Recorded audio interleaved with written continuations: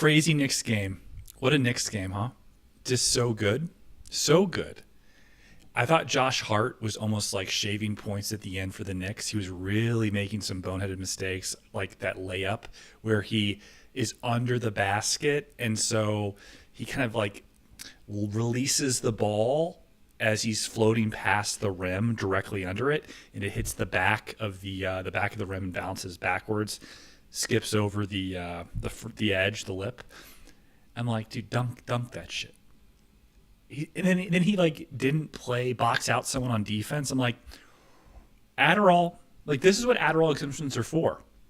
So, aside from that, it was just like a celebrity fest on the sidelines. That was fun to see Larry David, Jerry Seinfeld, Michael Bloomberg, a lot of Jews.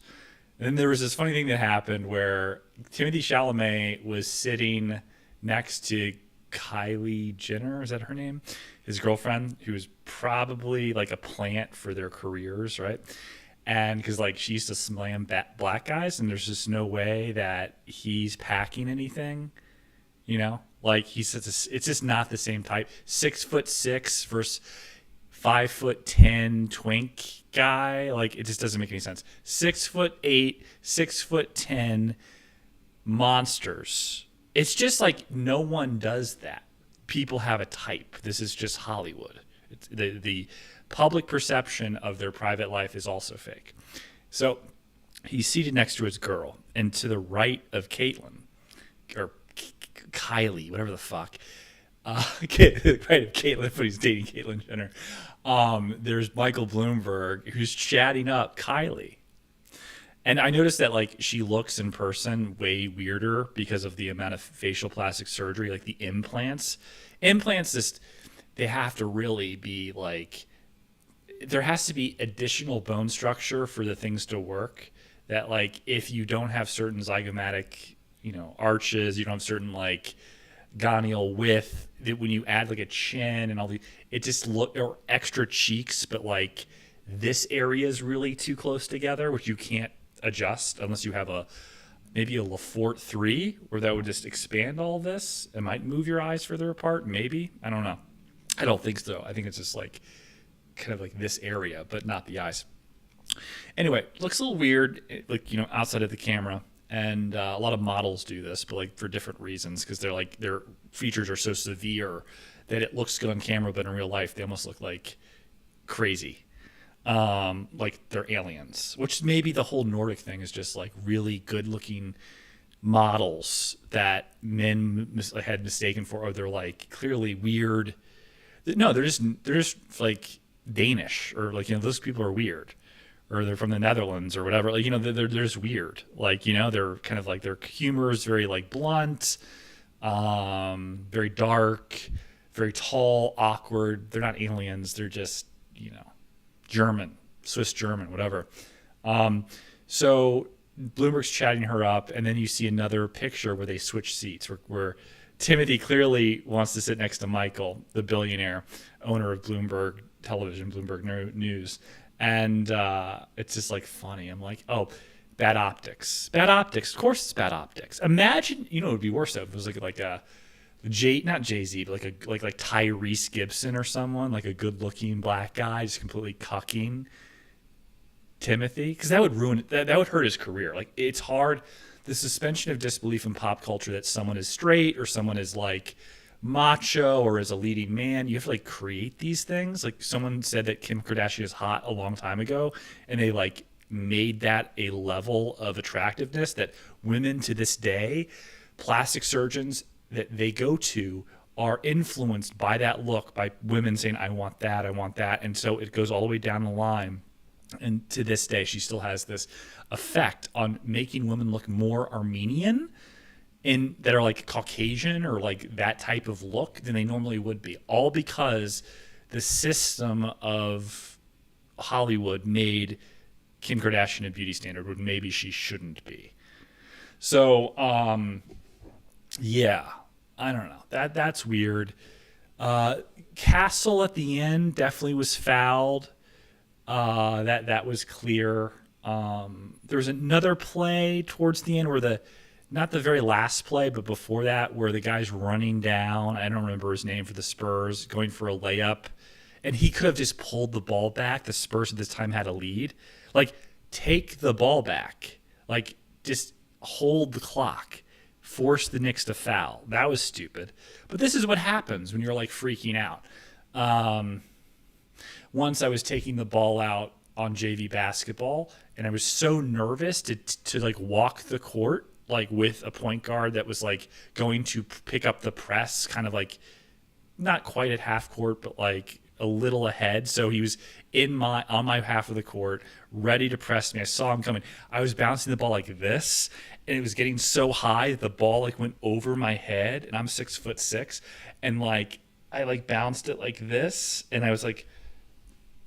And my coach, I remember pulling me to the sidelines. He claimed to people the reason he didn't play me a lot is that I was anemic, which is crazy to lie for the sake of making sure the JV basketball team wins, for the sake of your career as a teacher / basketball coach, that the reason the 6'6" guy that's horrible at basketball, you don't play him, is because he's anemic. Like, that's just fucking insane. Like, that level of like competitory competition, hubris. I don't know. Like, what is that?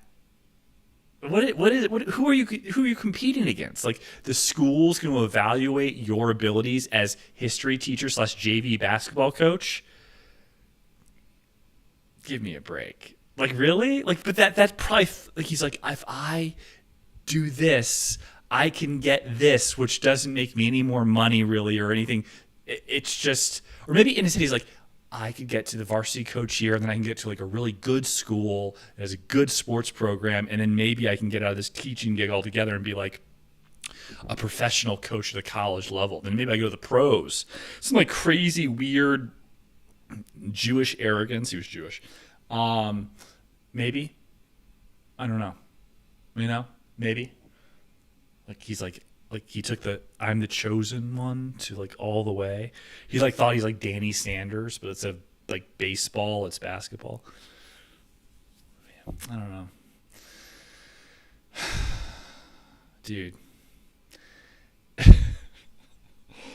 There was this thing with our coach who was a professional athlete on the varsity team, who we did the mixed practices with the varsity and JV.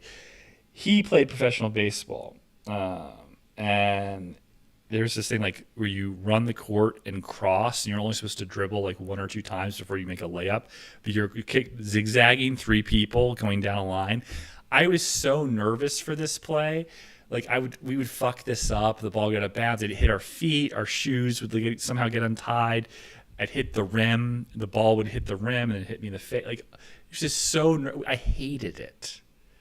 The drill, because I was like on to like do something, and I would like pretend I'm tired just to like avoid like, you know, taking my place in line. Yeah, it's bad. This is what happens when you don't have a father figure in your life. You're just like, you know, yeah, you're just like, I don't know, no semblance of competition, no concept that the world's competitive. Can you imagine living like that? That's how like protected and safe you are, that you have a mom that's like well off, well heeled, that doesn't work, that gets dividends from the family company, and you don't have to do anything. And so you have no framework of like getting it work, like having a job. Your mom doesn't want you around. She doesn't want you to have a summer job or whatever. She doesn't work. You don't have any like concept of like you do well in school, you get really good grades, so the presumption is you have a good work ethic, but you honestly are having this like blind spot where you don't know. Dude. Like, everyone's out to get you. Like, you know, like literally it's a zero-sum game in many respects, or you have to at least have that mentality, because of like the scarcity of resources. You'd be at an advantage if you took that up on yourself as like a general disposition early on in life. Like, there's only one spot to be a successful podcaster, and so I have to like beat out everybody, you know, even though that's not true. But Yeah, man. I remember when I rode at university, my mom wanted me home for break, and we were supposed to do crew for break and go to the Carolinas, I think, to train during Christmas. I skipped the trip. Then I tried to go back to the team after the trip, and the coach was like, "Oh, you can't be on this team because you missed the thing." And it's like, yeah, mom. Like, do you see what I mean? Like, my mom was so fucking stupid. She had no idea. God, it's so bad. She like women are stupid. I love my mom.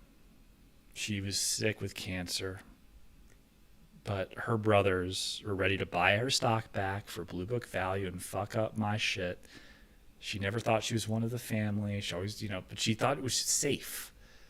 She just didn't understand how like vicious people are and how real the world is.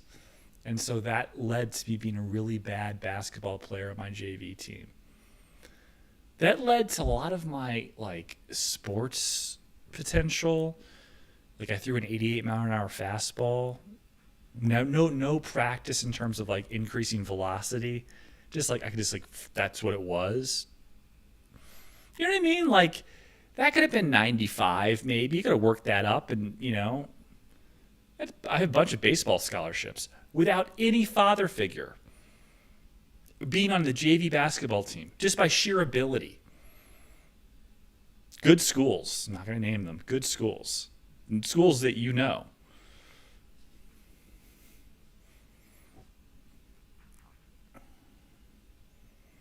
But it's just Timothy Chalamet. You're good, man. Like, what are you supposed to be? Like, you're like you're. This is it is what it is. The suspension of disbelief is that you're a cool guy.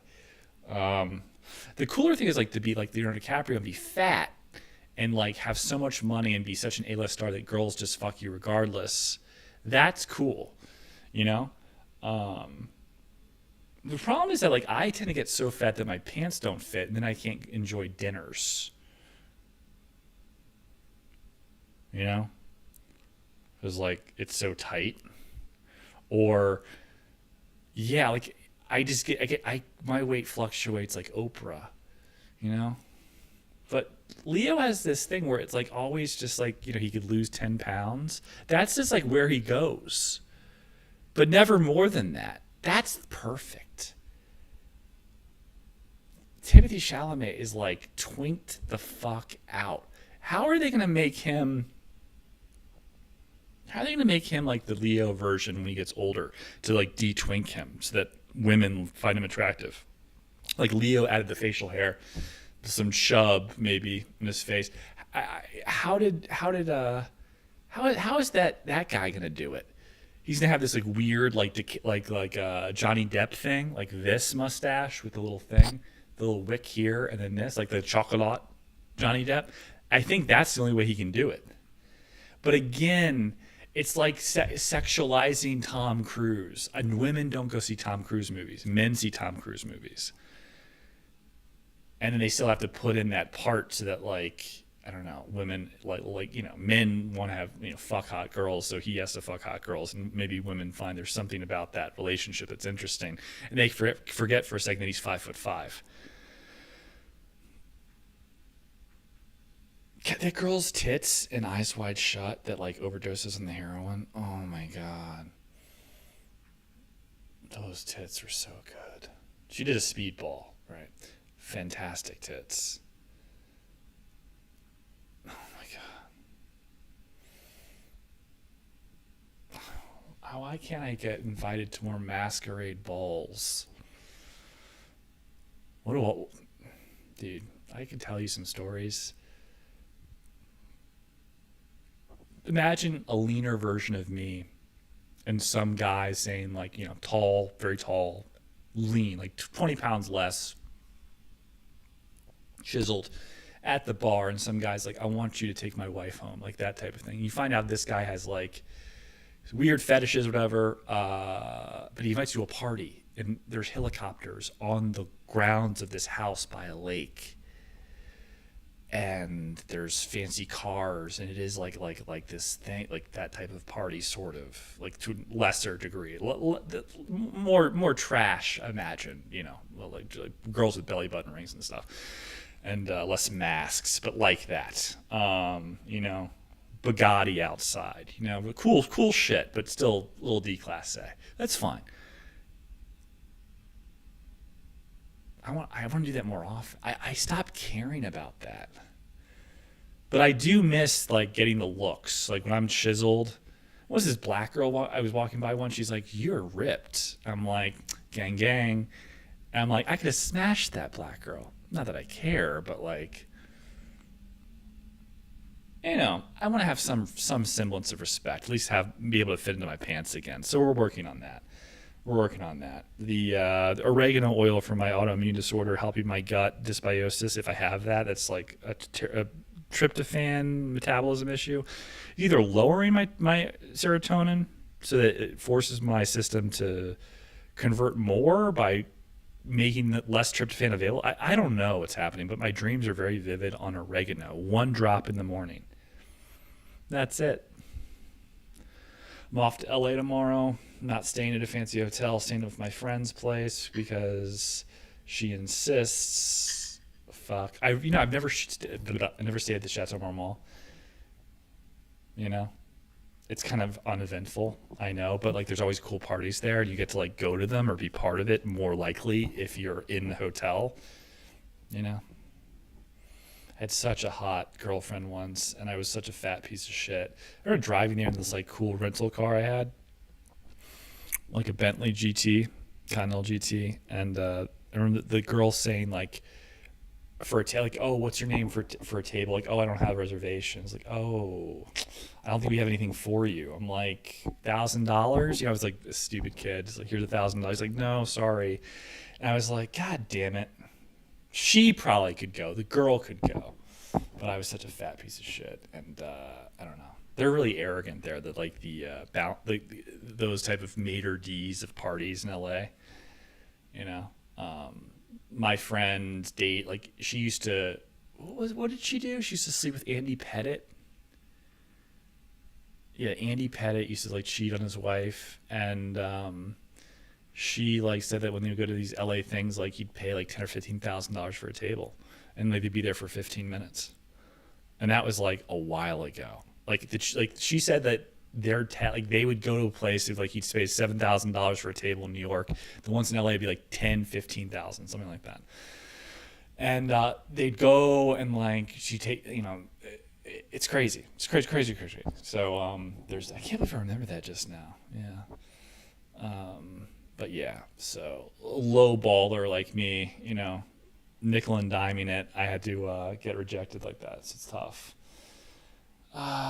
Feeling that like sleepiness come on. Cozy, very cozy.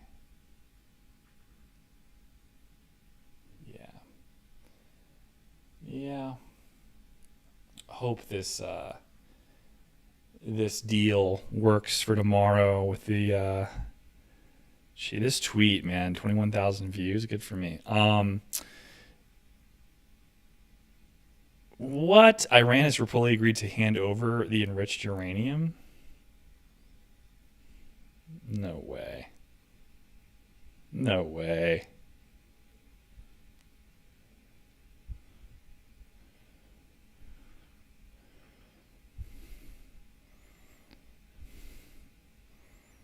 What?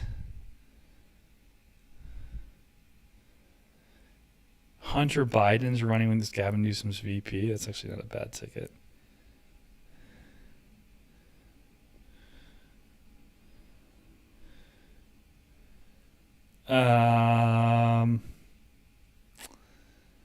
Yeah.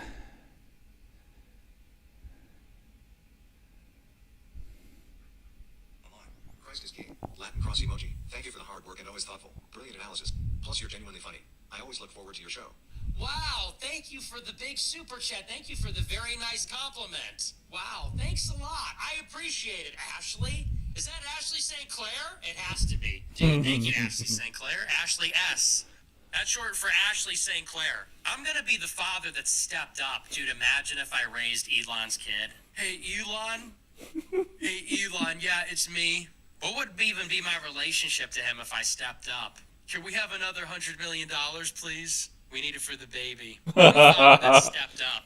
I'm the father that stepped up for X nitrous spaceship, whatever. Oh, that's good. Yeah. Yeah. Oh, man. I'm so tired. I can't believe I've been talking for 20 minutes. I feel I've been talking for 5.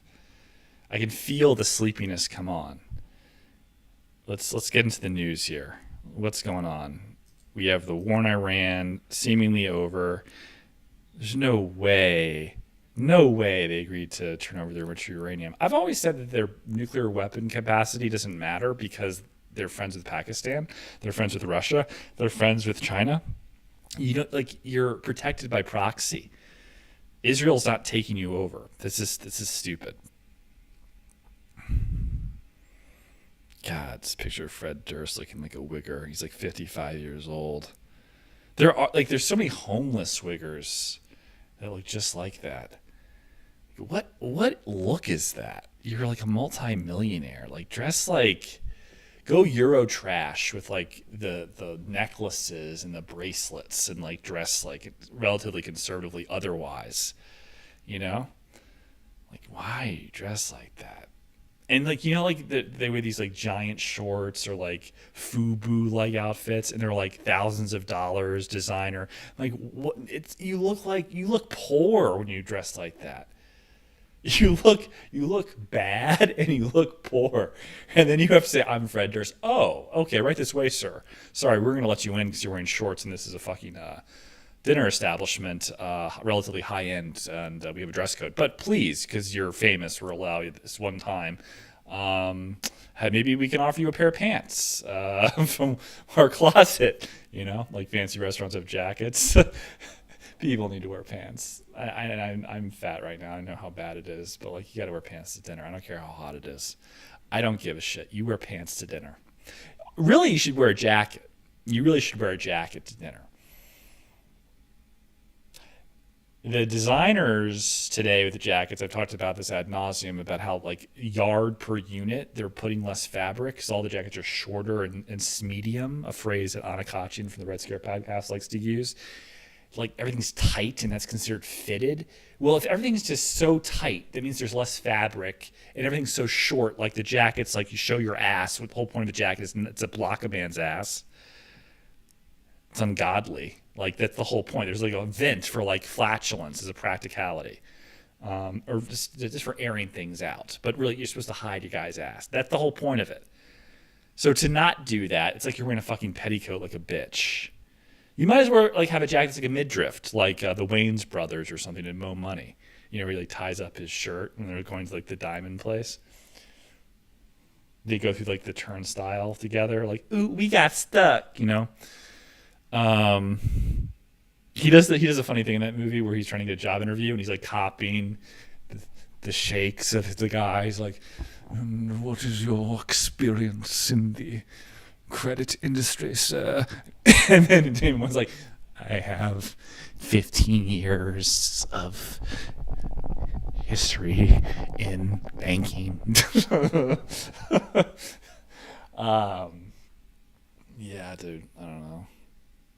So one of the things I've thought about is Elon Musk's $1.7 trillion IPO for SpaceX is the largest in history, dwarfing Saudi Aramco by 5 times-ish. It was like 300 billion, 380 billion. And if my memory serves me correctly, now the indexing of any one company forces some of the money market funds and the passive index funds to like buy into it. They have to like purchase. There's an allocation. They have to weight their portfolios. If that stock goes down, like 401ks go down, other companies by average get liquidated, their market caps go down. It like would bring things down, which in the age of capital expenditure, AI race, chips race, China would have a big head start because they've nationalized a lot of their companies. They're doing proprietary chips and, you know, their data centers and stuff. A lot of this is like backed by the Chinese government.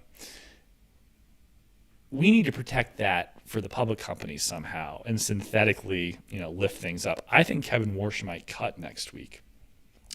I think Iran, speaking of, in their today, they like had a tweet, the RGC, about Elon Musk is a war criminal in some of his companies. The Starlink, you know, being used to for missile guidance systems and military, and some of the strikes in Israel or from Israel in Iran and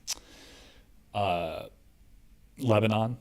I think that it was designed to undermine the IPO because it would hurt the United States.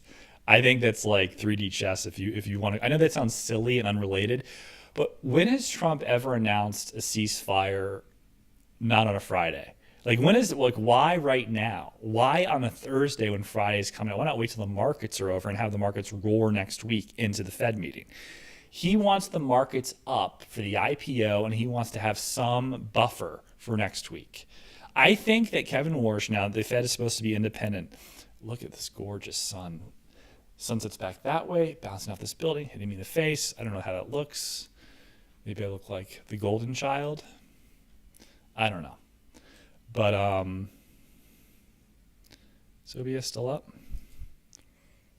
Yeah, so Kevin Warsh next week propping up the markets ahead of time. I think there's a national security issue with the markets can't crash.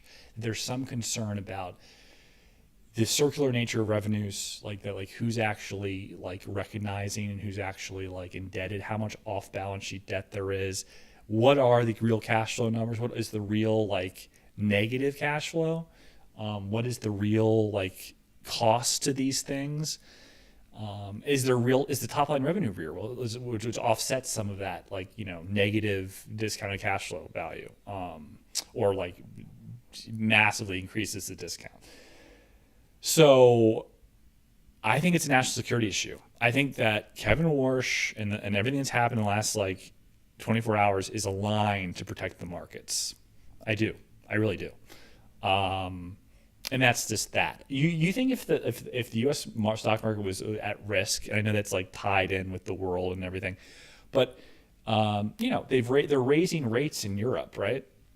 So they're okay. They're raising rates, you know, protecting things, and we need to cut to calm things down, to calm down the concerns of the people, to increase financing of, you know, ability or flexibility for the build out of these giant infrastructure hardware data centers, and basically just real industrial manufacturing in the tech sector, which hasn't really happened like since the dawn of like Google. You know, like this is like a new thing. We're gone from the software world to the hardware world, and robots and all this other shit. So there's a gap there in terms of like viability.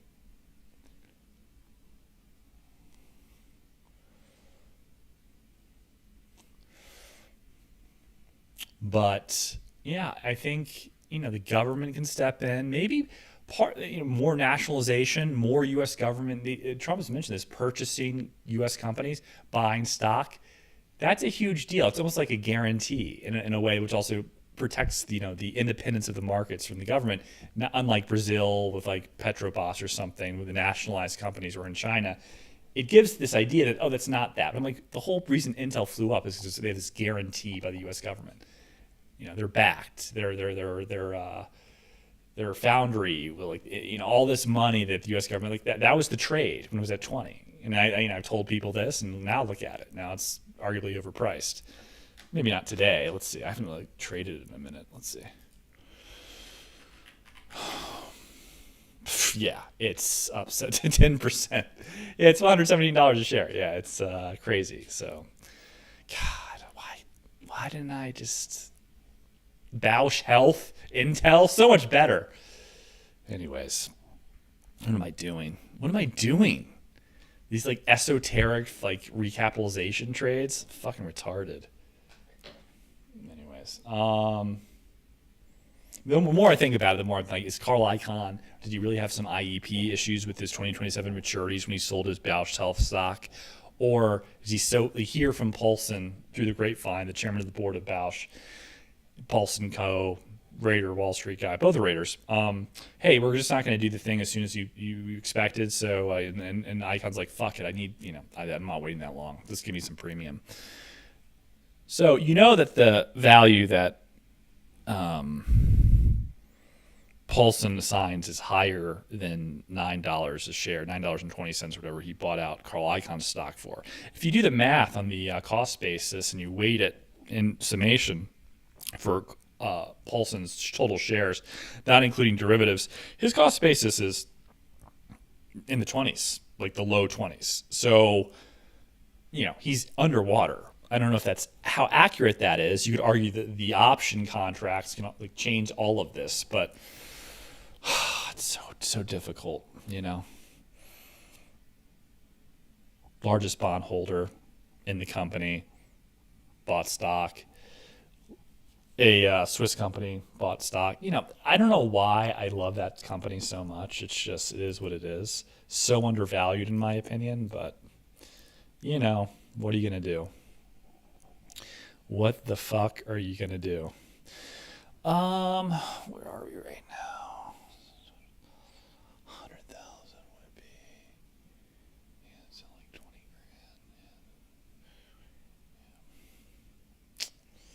grand. Yeah. Where are we? How much talking have I done now?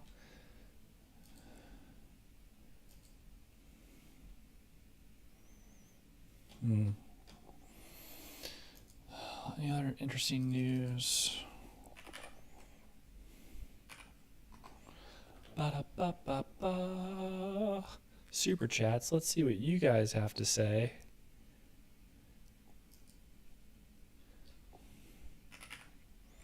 Yeah, the enrichment thing really is true. You don't need it. You don't need it because you already have it. You have proxies. You don't need it. That's just real, man. That's just real, man. All right, so we're up.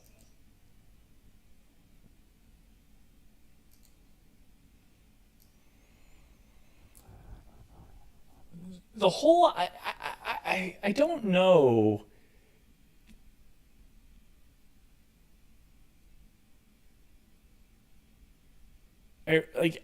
Israel doesn't want to take over Iran. They want an Israel-friendly government there to make the Abraham Accord countries follow this greater Israel policy. But the threats now of infrastructure there, Dubai, the desalination plants in Saudi Arabia, Qatar, the AI data centers, that's fucked now. I think fuck nuclear. Just have some supersonic or hypersonic missiles and have them targeted at data centers all around the world. Isn't there clearly Russia was backing some of this and doing some back talks, and clearly China doesn't want any, because they were the emissaries aside from Pakistan that were hey, let's work this out. I think Qatar came in and Saudi Arabia were listen, we first were on the side of Israel, but we're getting shocked here. This is not going to work for us. I don't think the nuclear matters. It doesn't. Pakistan's got your back. So I wouldn't worry about it.